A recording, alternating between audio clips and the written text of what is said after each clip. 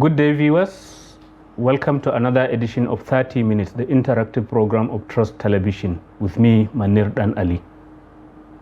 Our guest today is the Governor-elect of Katsina State and the former Director General of SMEDAN, that is the Small and Medium Enterprises Development Agency, Malam Dikko Umar Radda. Welcome to the program. Thank you so very much, Malam Manir. I hope I got the nomenclature right, because I saw in one interview you were saying you do not want to be addressed as Excellency. Is that going to be the standard rule?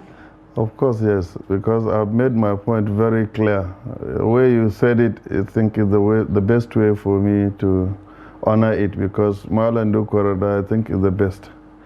But being called an Excellency, I think it puts something into your head and then makes you think that you are an excellent person in the society. So people will start intimidating some people with that name alone.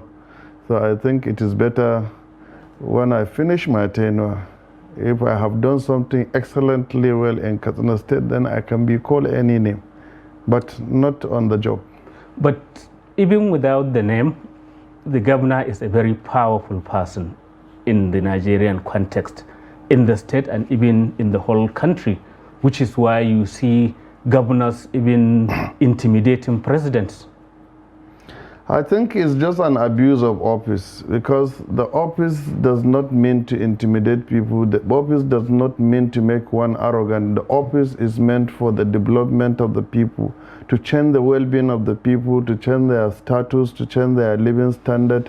That is the whole aim of governance. You don't need to come to become a governor and start doing something arrogantly that makes people to feel somehow about you, because they voted for you, they came out, sun, rain, and everything, they voted for you. I think it's better for you to be as humble as possible, because you can't give power to yourself. It is only God that gives power to anybody. It's not money, it's not influence, it's not Godfather, it's God. So are we expecting a second round of Umar Adwa, because he was the humblest of governors in Katsina?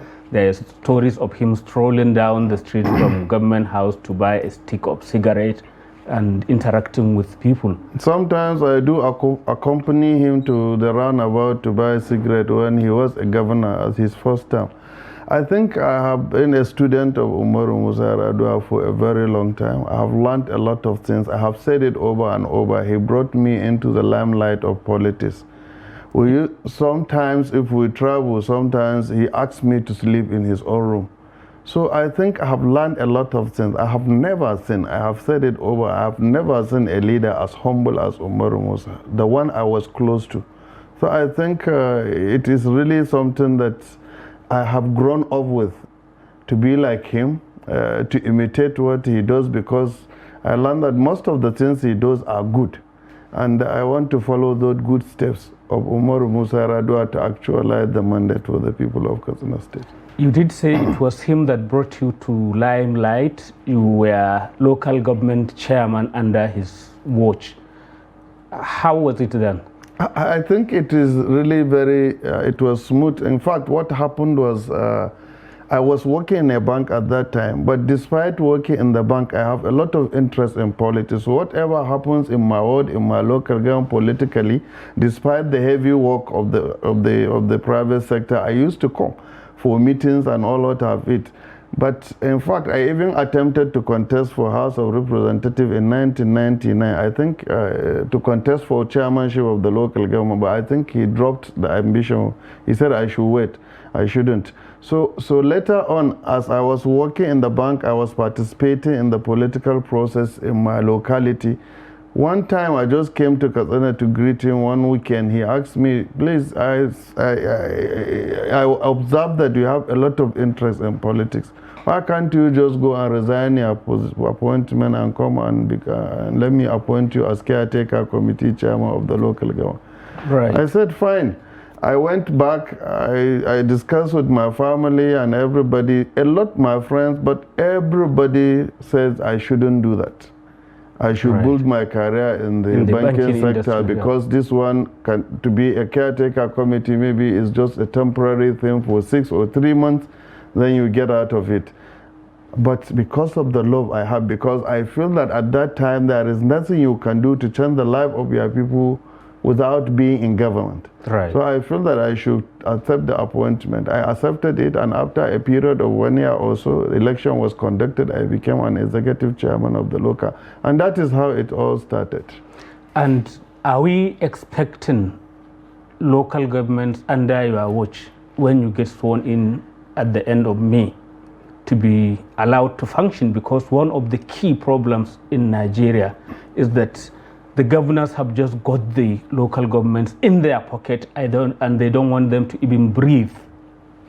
You know, it was all misperception, because you get the local government in your pocket more when you allow them to do their functions. You know, when we were local government chairman at that time, we were given free hand. The governor gave us our money, but it's only that there is check and balances before you do that. He has established a very strong inspectorate of local governments, and that inspectorate was being headed by one of the most trustworthy people in Katsina, Alhaji Abu Damala, at that time. So he was inspecting, because at that time, before you embark on any project, after you sat with their council and came up with project, you send it to the inspectorate for final approval. Right. And the deputy governor was then the one supervising the inspectorate, and then he gave you approval for all the projects. But they give you your money, and they follow up to ensure that those approvals you got are being implemented as at when due. And if you refuse to do that, Abu Damal and Karohi will gather all the people in the local government and say, take your local government to account. Your chairman has been given so amount for this project. If he doesn't do it, he has stolen your money, so you better follow up your money. So there was check and balances at that time. So is that something you will want to do yourself as the governor? Of course, this is exactly what I want to do. I will establish a very strong inspectorate or ministry for local government and make it functional, and then allow local government free hands to get their money, do what they want to do, but under a guide, so that we ensure that money are being spent appropriately, and there is value for the money given to them. You know, if you allow the system just to run like that freely without any intervention or without any inspection or monitoring, you end up seeing a lot of things that you may not want to see, and the people may end up suffering, because when their money is being spent uselessly or recklessly, that means the people will suffer the more. But when the local government are functional, you hardly see people in the office of the governor, because small contracts, they get it from their local government. Small jobs, they get it, the small projects are being done in the local government. And in some instances, you see a joint project between the state government and the local government, which will be beneficial to the people, and if it is being guided well. Because we have gone to 361 wards in the state, we have interacted with the people. The people have told us what they need. Most of those things they needed, it's not something the state government must do. Some of them will ask you for a borehole. Some of them will ask you for on-tar road. Some of them will ask you for a dispensary or a block of primary school. You know, these are things. When I was local government chairman, I even built a secondary school with the local government money. But now local governments cannot even build a culvert. They cannot even build a culvert.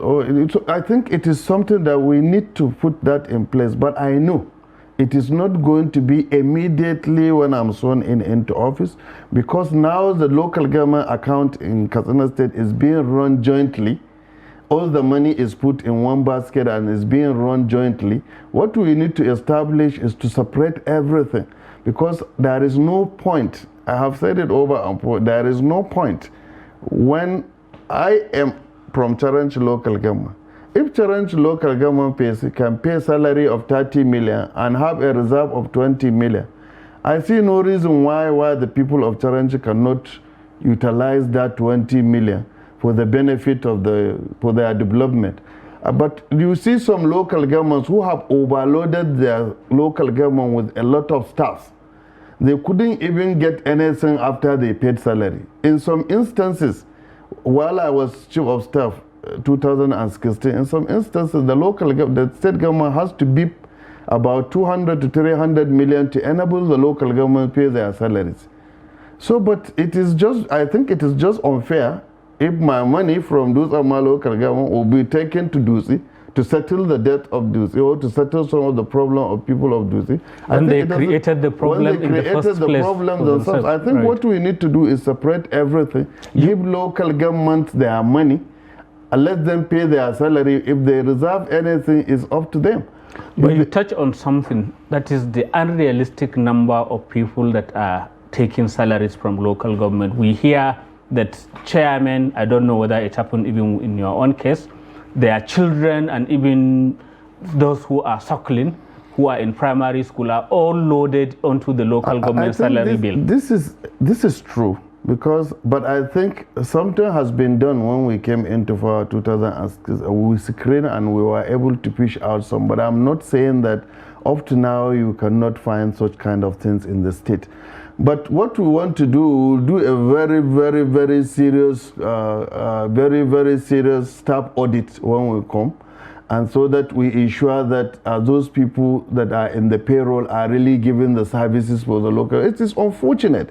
You see somebody receiving salary in the local government, but he has already gotten work at the federal level or some private sector. He was doing taking double salaries for work not done. Work not done. So we need to fish out those things, and also we need to fish out those staffs in the local government who are redundant, doing nothing.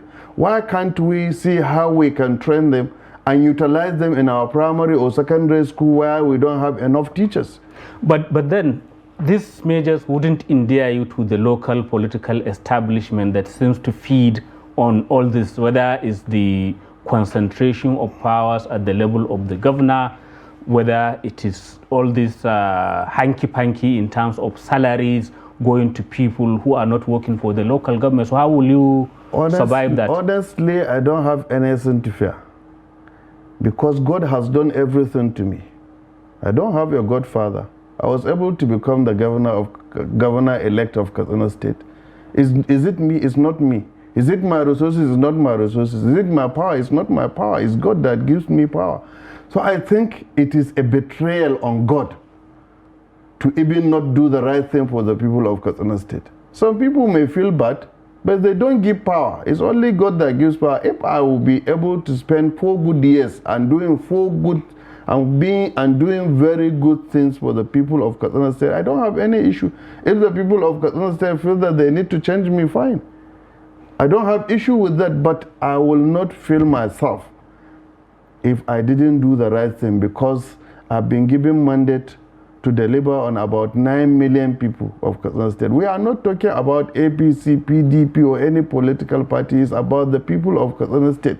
My promise is to do the right thing. If I do the right thing, whatever the consequences may be, to win or not to win second term is not my problem. On a very interesting note, I would like us to go for a short break and resume the discussion shortly thereafter.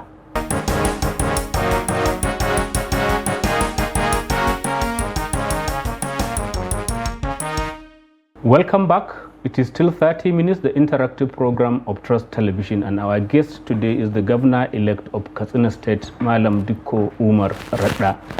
Just before we went on break, you were claiming not to have any godfather, and many people will think or imagine that the outgoing governor is your godfather, so to say. You are his chief of staff, and probably it was his nod and wink that made you emerge as the candidate of the ruling party and eventually to get elected. Yeah. Are you disowning him? No, I'm not. He has been a very good political mentor, and we have been political friends for a very long time, over almost 20 years. I've stayed with him despite all odds. I have been with him despite all the challenges. I have remained with him. I lost my position because of him. Which of the position? Well, I was the chairman of the local government. Right. I lost it. I couldn't get re-election. I couldn't get opportunity to get re-elected as chairman of the local government because I followed him. That was his earlier attempt to be a governor of Katsina State. Yes, that was 2007. Right. So I think the issue is not about when everybody that has the clear view of what has happened at the primary election, among the political group of the governor, there were 4 of us who contested for governorship. All of us were political friends of the governor. There was his SGS, there was his commissioner, there was the MD of the Federal Mortgage Bank that time. He was also one of the stronghold in the family of politics of the Masare political family. Sadiq Aradua was his chief of staff while he was the speaker, and he became a senator under CPC. And the deputy governor is his friend. He has been the deputy governor for all these years. Yet you emerged as and the candidate. I was also among them. So the governor made it clear to all of them. He called for a meeting. He told us that he don't have a candidate. Anybody that emerged among his group, he will be happy with that.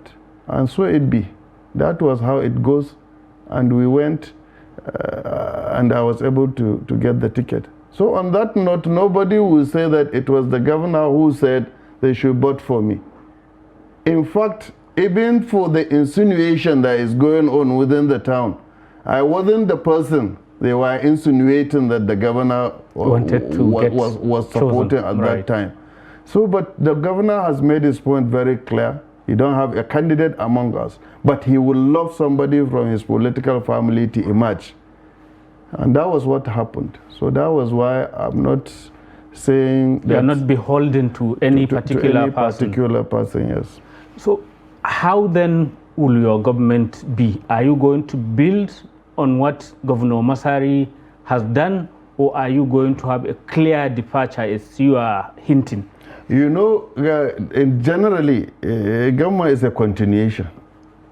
That you can't totally say that what this government is doing entirely is wrong.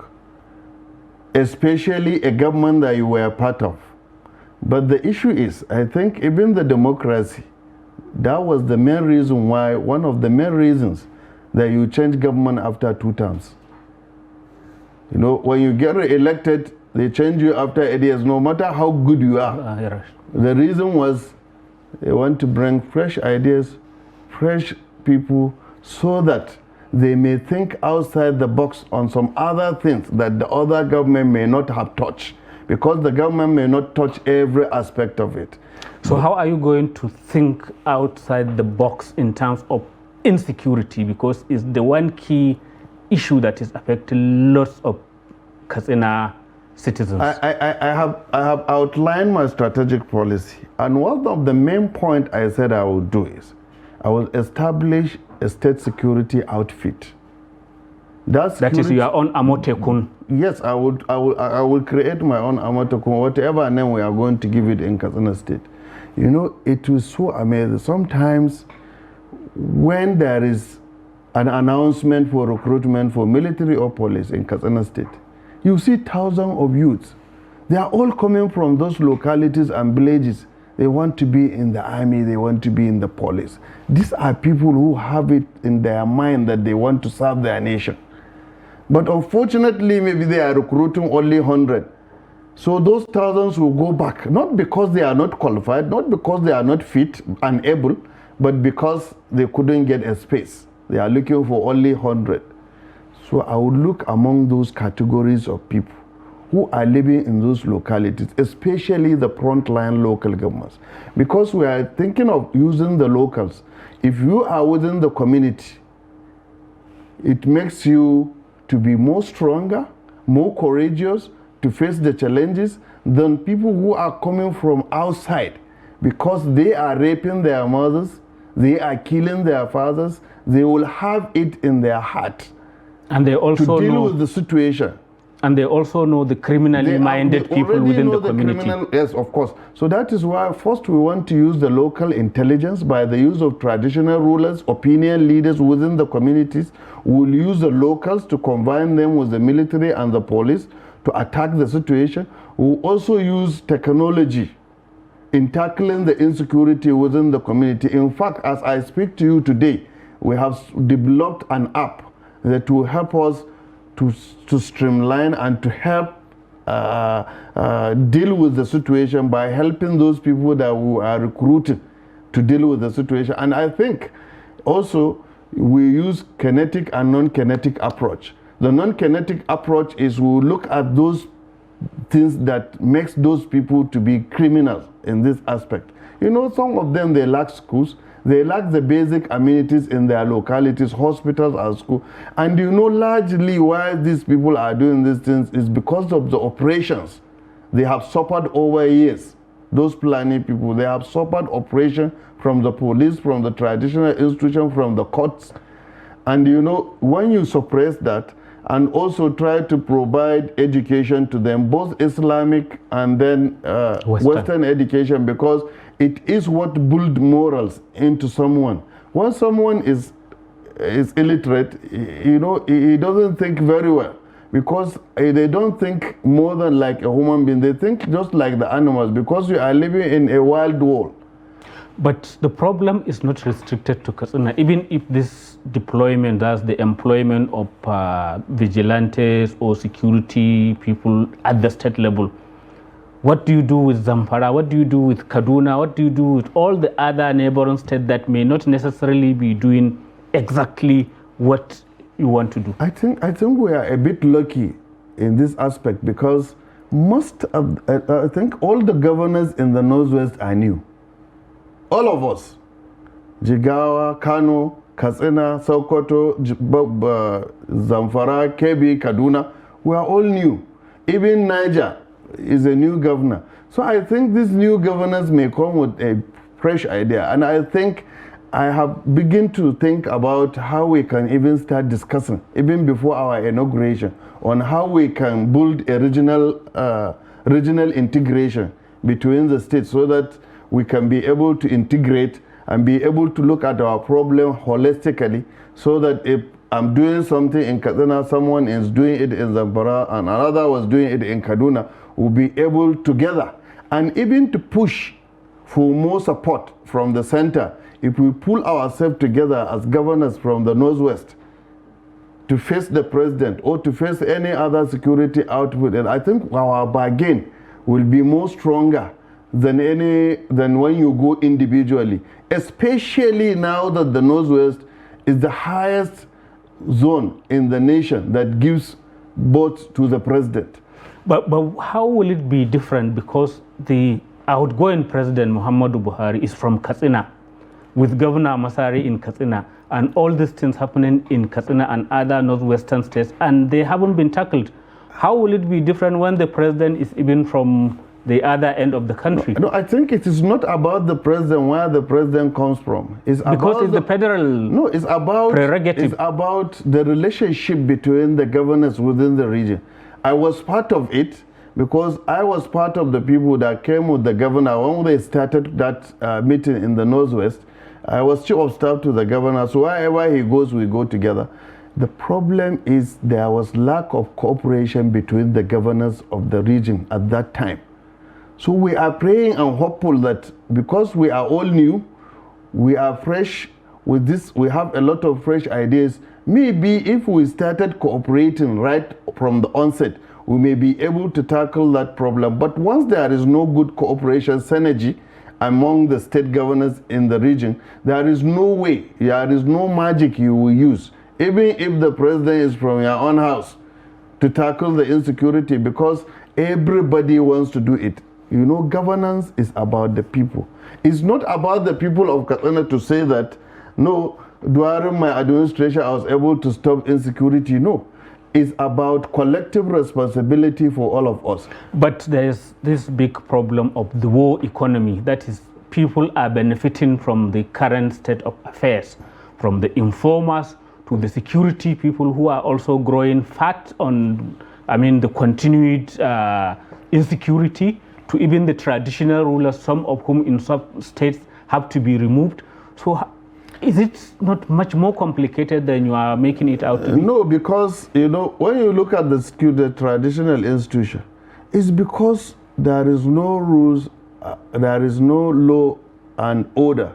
Because when someone, no matter how high you are, you are able to you are found guilty on anything, why can't we deal with you? What is the problem with that? So everybody should sit up. And when you look at the other thing you mentioned, when you look at the war economy, the insecurity, the way in which the people who are supposed to stop it are already part of it. Course, they are benefiting. When you look at the aspect of the economy, you know what we need to do is, that is why I said that when I come in, I will establish small and medium enterprises agency directly working under my office, because of your experience. So that we can create more jobs opportunity for our teaming youth. When they are busy, they will not have time to give information to anybody. When they have the means of living, they don't have time to do all those sort of things, because redundancy is one part of it. And when you look at the other aspect you mentioned, that some security people are involved. Yes, because there is money involved in it. When you use the locals combined with the conventional security, to reduce that aspect to the minimum. Because what I intend to do is, whatever I'm giving, it goes directly to the people that are going to benefit from it. You touched on employment. The biggest area that sucks us people employment is agriculture, and Katsina is an agrarian state. What will you do differently, apart from maybe subsidizing fertilizer, doing all the usual things which haven't taken us far? I think what I need to do, and I have made it very clear, I will go back to the extension staff in dealing with the agricultural aspect. Yes, you know, in Katsina we have about 3 extension schools at that time. We had one in Dauda, one in Kahensol, one in Gambu, Daura Emirate. If you are able to bring them back and establish the extension services, you know, extension services is a link between research institution to the farmer and back to the government, from government to the research institution to the farmer. Because when you have extension staff, they will be able to fish out what are the problems. What are the problems of the seed? How can we take this problem to the research institution? What are the improvements the research institution can do to the seed? How do you do best farm practices, especially now that we have issue with land tenure? The lands are becoming smaller every time, but what you need to do is best practices. When you have best practices, you'll be able to produce more in a small piece of land. Because largely our farmers are subsistence farmers. Subsistence farmers, they operate at a very small scale. Level, But our governors, most of the government, they prioritize supply of fertilizer as the only means of tackling this problem of agriculture in our society. But you have twofold. One for the subsistence farmers, which are about 85 or 90% of the total population of farmers in the state. And then you have 10% who are the mechanized farmers, or we can say large-scale farmers. They will also have their own blueprint on how to help them to produce more. And again, we have a lot of forests in Katsina State. We have a lot of graduates in Katsina State. You can create that farm business scheme that you'll be able to cultivate a piece of land, give it to a person, provide all what it takes, from the money he may need to do the activities, supply fertilizer, supply insecticide, supply improved seeds, so that they can be on their own.